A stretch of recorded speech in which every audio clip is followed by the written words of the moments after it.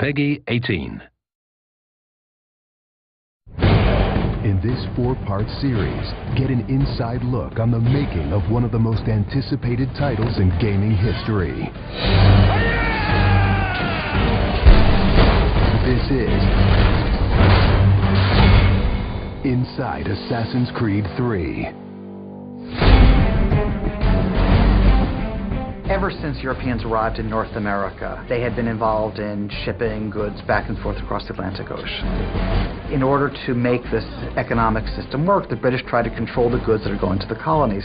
And it was this goods coming back and forth which made a few places on eastern North America important. Whether it's the Boston Tea Party or the Boston Massacre. Fire! We have these big historical events that we can situate our game around. All of these events that people have a rough understanding of, but they've really never experienced.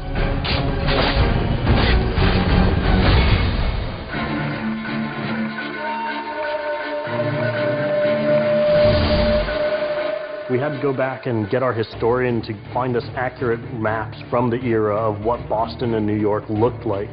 These are actual replicas of the cities.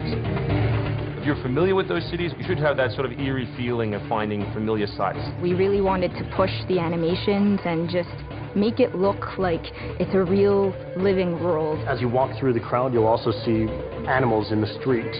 They would have a pig, they just clip his ear in a certain way, and they'd let him go in the street. And then he'd eat garbage, and then when it was time to eat the pig, you'd go and find your pig, and you'd slaughter it and eat your pig. We've got a lot of new ingredients that just bring a new, fresh feeling to the gameplay inside of the cities.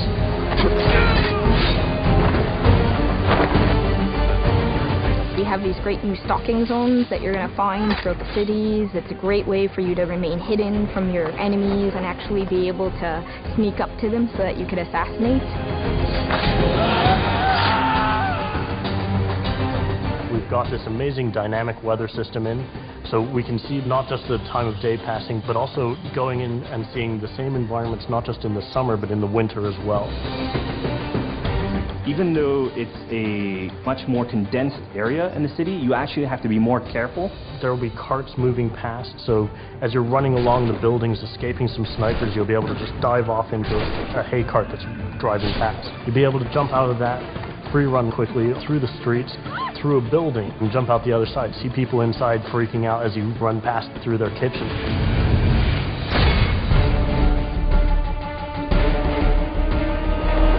Living on the frontier was extremely difficult. Not only did you have harsh winters, cold, freezing temperatures, in the summer you had heat, humidity, so it was a gamble every year that you were out on the frontier whether you're going to make it or not. For AC3, the biggest difference is just having access to the frontier. So this huge wilderness area that you can sort of explore at your own pace.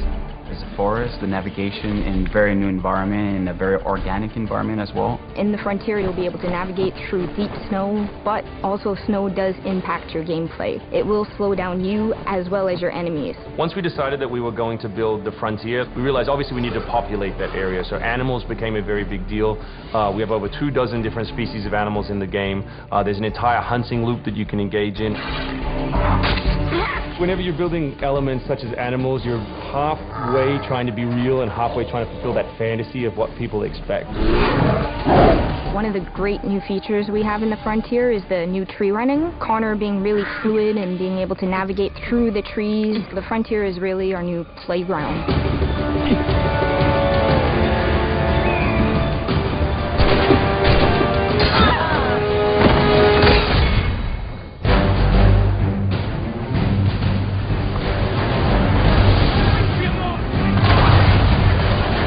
This war at sea was truly a global war and involved not only the British, but the French and the Spanish and the Dutch. Naval engagement of that period was all about closing the distance. Boarding is the end game. You've got to be able to close with the enemy, get alongside, then get on board to steal his ship.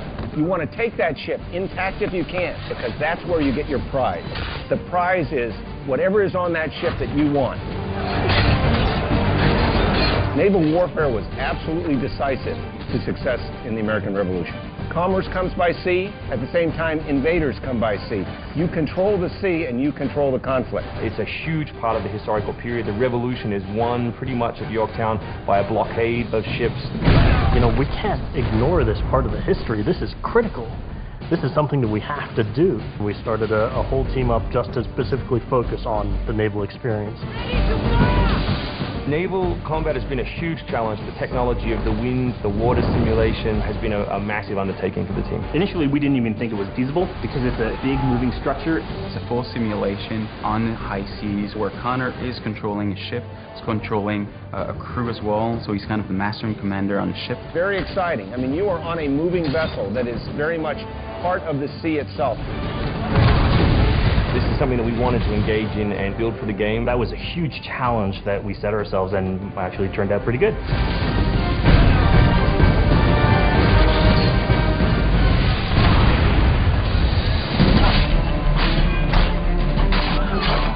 If you haven't played any Assassin's Creed games before, we really think this is a great point to get on board.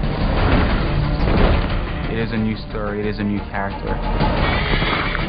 This team is full of people who love making Assassin's Creed, who are delivering just an astoundingly polished and fun experience.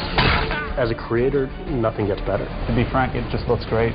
Seeing all of this coming together at the end, it's amazing. For new fans, really, this is about as good as it gets. It's by far the biggest and best Assassins yet.